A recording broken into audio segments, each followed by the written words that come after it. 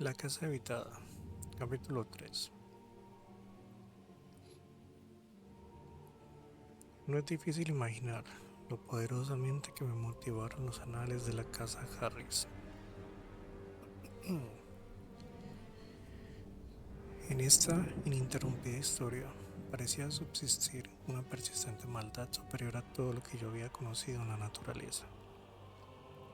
Una maldad relacionada directamente con la casa y no con la familia.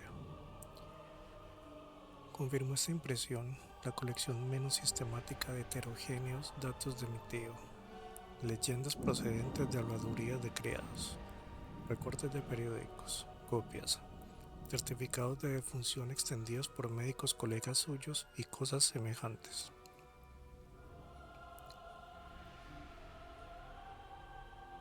No puedo reproducir todo ese material, pues mi tío fue un incansable investigador del pasado y sintió gran interés por la casa, pero puedo referirme a diversos puntos destacados que llaman la atención por su repetición en muchos informes precedentes de diversas fuentes.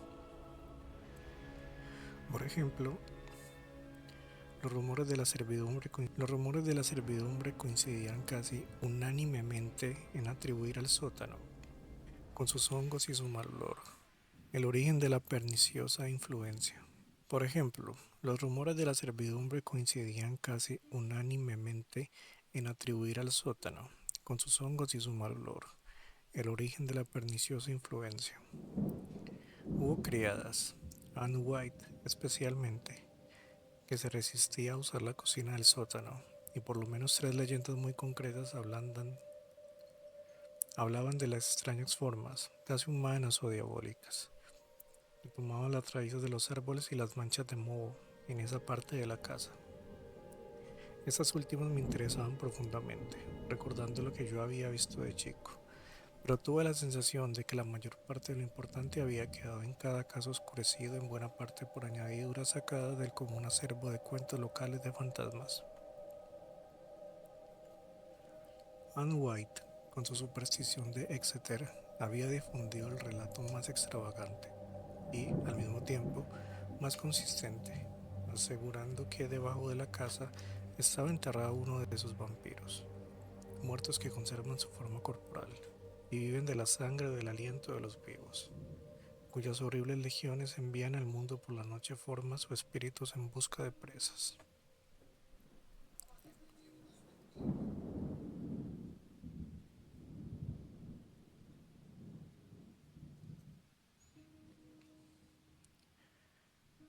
Para destruir a un vampiro, uno debe, dicen las abuelas, exhumarlo y quemar su corazón, o al menos clavar una estaca a través de ese órgano, y la tenaz insistencia de Anne en que debía cavarse el suelo del sótano en busca de cadáveres había sido la causa principal de que la despidieran. Sus cuentos, sin embargo, calaron en una amplia audiencia y fueron más fácilmente aceptados porque la casa se encontraba en un terreno que alguna vez se usó para fines de enterramiento. Para mí esto tenía menos importancia que ciertos detalles realmente desconcertantes.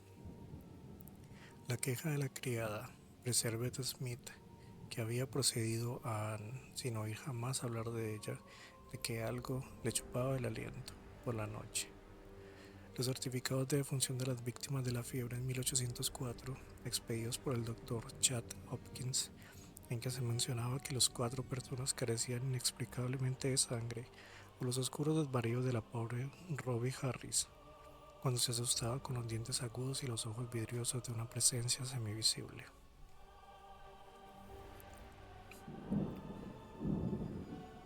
Aunque me considero una persona libre de supersticiones injustificadas, estas cosas me produjeron una sensación extraña, que se intensificó con un par de recortes de periódicos separados, muy relacionados con las muertes en la casa habitada.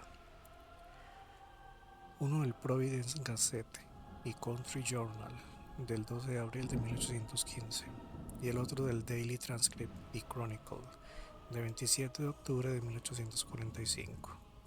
Cada uno de ellos detallaba un espeluznante suceso, cuya repetición resultaba extraña.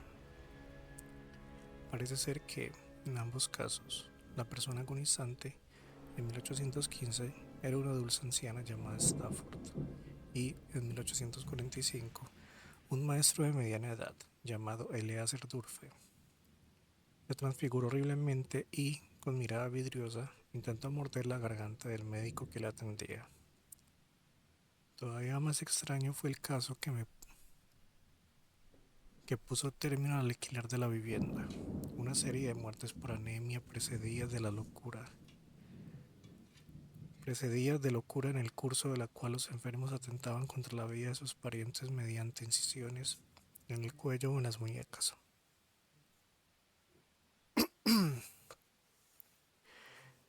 Esto fue en 1860 y 1861, cuando mi tío acababa de comenzar su práctica médica y, antes de salir para el frente, escuchó mucho de sus colegas profesionales mayores. Lo que resultaba verdaderamente inexplicable era la forma en que las víctimas, gente en general sencilla, pues aquella casa maloliente y ruida no podía alquilarse a otra clase de personas. Balbuceaban imprecaciones en francés, lengua que era imposible que hubiera estudiado verdaderamente. Aquellos hacían pensar en la pobre Ruby Harris, casi 100 años antes, y tanto impresionó esto a mi tío que empezó a reunir datos históricos acerca de la casa a su regreso de la guerra, después de escuchar los relatos personales de los doctores Chase y Whitmarsh. Realmente comprobé que mi tío había trabajado mucho en el asunto y que se alegraba de que mostrara interés y fuera comprensivo, lo que le permitía discutir conmigo cosas de las que otros se hubieran reído. Su imaginación no había llegado tan lejos con la mía, pero presentía que el lugar tenía algo de raro por su potencial para la imaginación y que merecía ser tenido en cuenta como inspiración en el terreno de lo grotesco y lo macabro.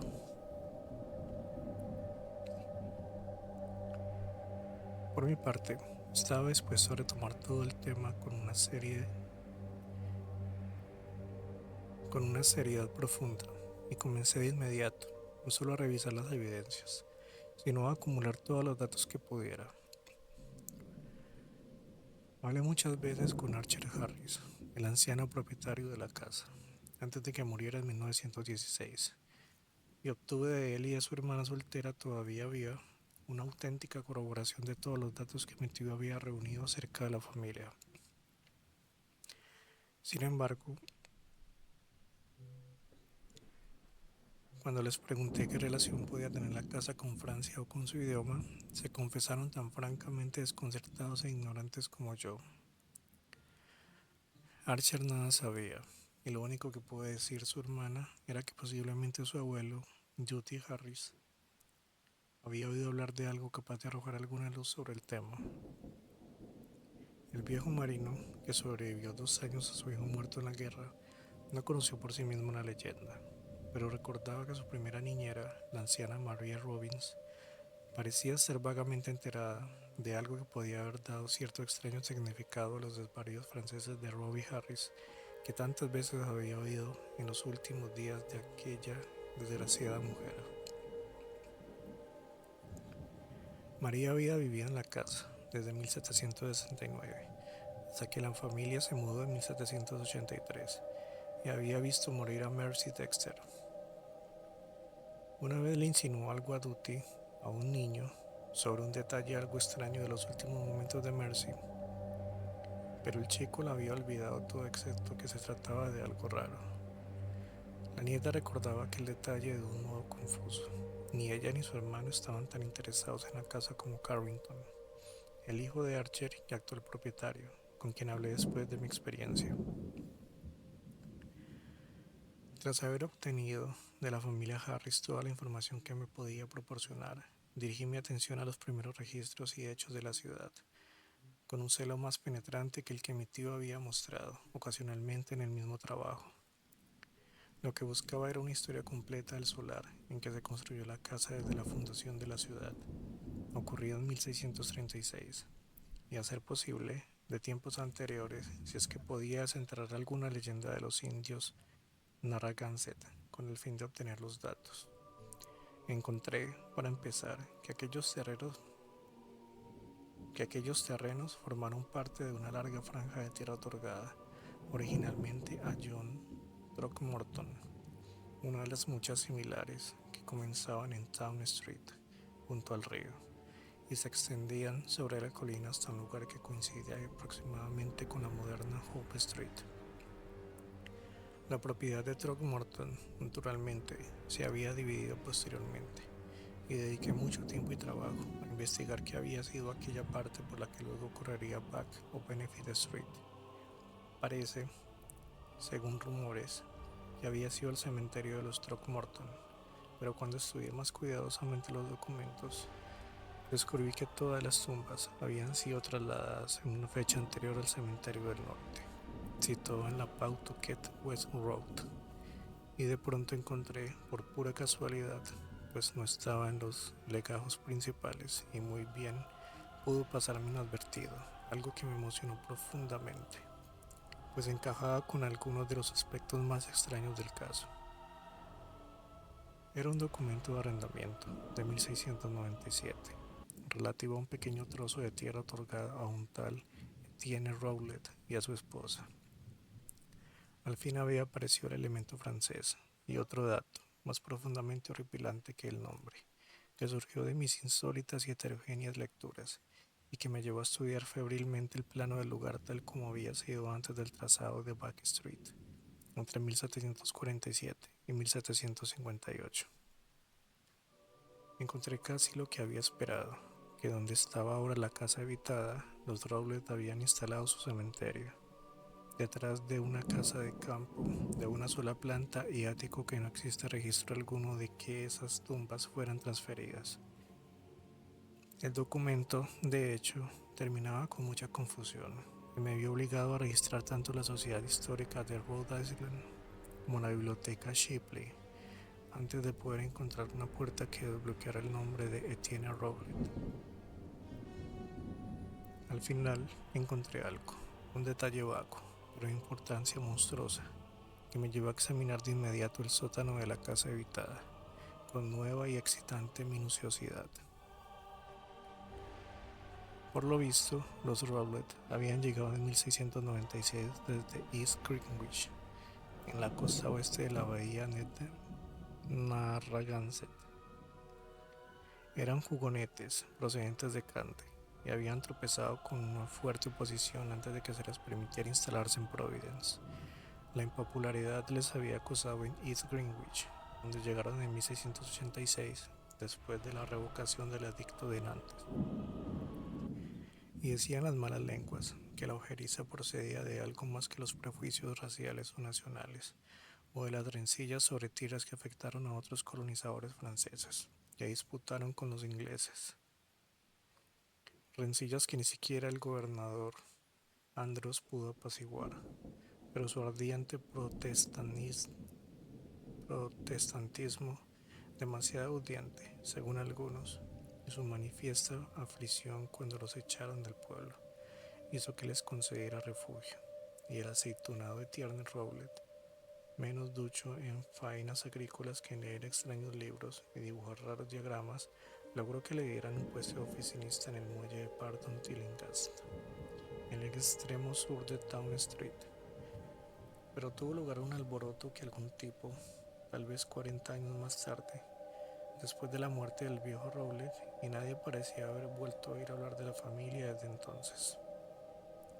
Según parece, los Rowlett fueron bien recordados durante más de un siglo y discutidos con frecuencia como causantes de los incidentes vividos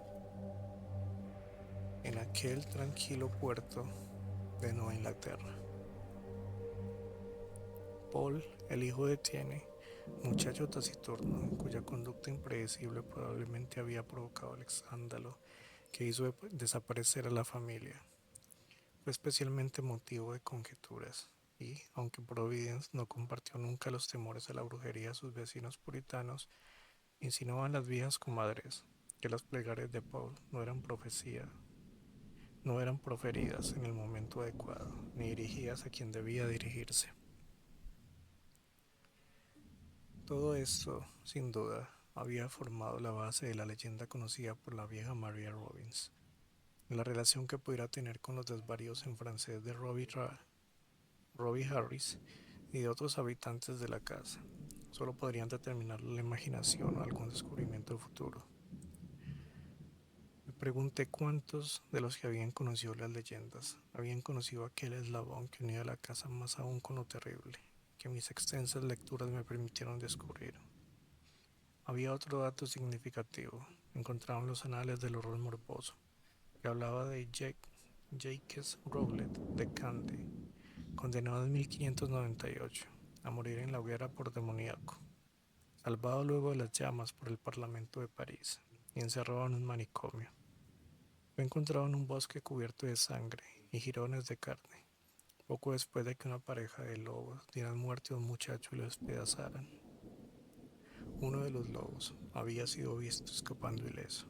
Sin duda, era una gran historia para ser contada junto a la chimenea, con un nombre y lugar extrañamente significativos. Pero llegué a la conclusión de que no era posible que los chismosos de Providence en general pudieran conocerla.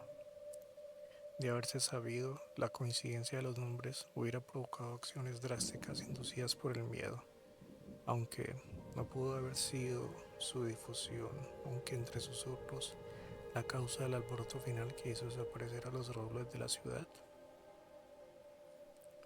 Comencé a visitar con mayor frecuencia el lugar maldito. Estudié la malsana vegetación del jardín, examiné todas las paredes del edificio y revisé minuciosamente cada centímetro del suelo del sótano de tierra. Finalmente, con permiso de Carrington Harris, me procuré una llave para la puerta del sótano, que había dejado de usarse y que daba directamente a Benefit Street, pues prefería tener una salida más directa al exterior que las que brindaban las oscuras escaleras, el vestíbulo del piso bajo y la puerta principal. Allí, donde lo morboso acechaba en cada rincón, investigué y hurgué en los largos atardeceres en que el sol se filtraba por la puerta cubierta de telarañas, que quedaba por encima del nivel del piso, y que me situaba tan solo a unos cuantos pies de la apacible acera de la calle. Ninguna novedad premió mi labor, solo la deprimente y mohosa humedad, y las leves sugerencias de olores desagradables y salitrosos perfiles en el suelo. Supongo que muchos transeúntes debieron de mirarme con curiosidad a través de los cristales rotos. Finalmente, por sugerencia de mi tío, me decidí a hacer visitas nocturnas y una noche de tormenta llevé el rayo de luz de mi linterna eléctrica por el suelo resumante en el que se dibujaban extrañas siluetas y al que brotaban hongos semifosforescentes. El lugar me había deprimido curiosamente aquella tarde y casi estaba preparado cuando vi o creí ver entre los blanquecinos sedimentos la silueta especialmente definida de la sombra encorvada que había imaginado desde muchacho. Su claridad era asombrosa y sin precedentes, y mientras la observaba, creí ver de nuevo el tenue y tembloroso hálito amarillento que me había asustado una tarde lluviosa hacía muchos años. Se alzaba sobre el parche antropomórfico de moho junto a la cocina. Era un vapor sutil, nauseabundo, casi luminoso que, mientras colgaba, temblando en la humedad, parecía desarrollar vagas e impactantes sugerencias de formas, gradualmente desapareciendo en una decadencia nebulosa y pasando a la oscuridad de la gran campana de la cocina, dejando una estela fétida. Fue en verdad horrible, y mucho más para mí, por lo que sabía del lugar. Negándome a huir, lo contemplé hasta que se desvaneció, y mientras lo miraba, sentí que también aquello me observaba ávidamente con ojos más imaginables que visibles. Cuando se lo conté a mi tío, le impresionó profundamente, y, después de una hora de reflexión, tomó una decisión definitiva y drástica, sopesando mentalmente la importancia de la cuestión y el significado de nuestra relación con ella. Insistió en que ambos debíamos probar, y si era posible, destruir el misterioso horror de la casa, dedicándonos una noche o varias a vigilar juntos, dispuestos a actuar violentamente en aquella bodega mohosa y apestada de hongos.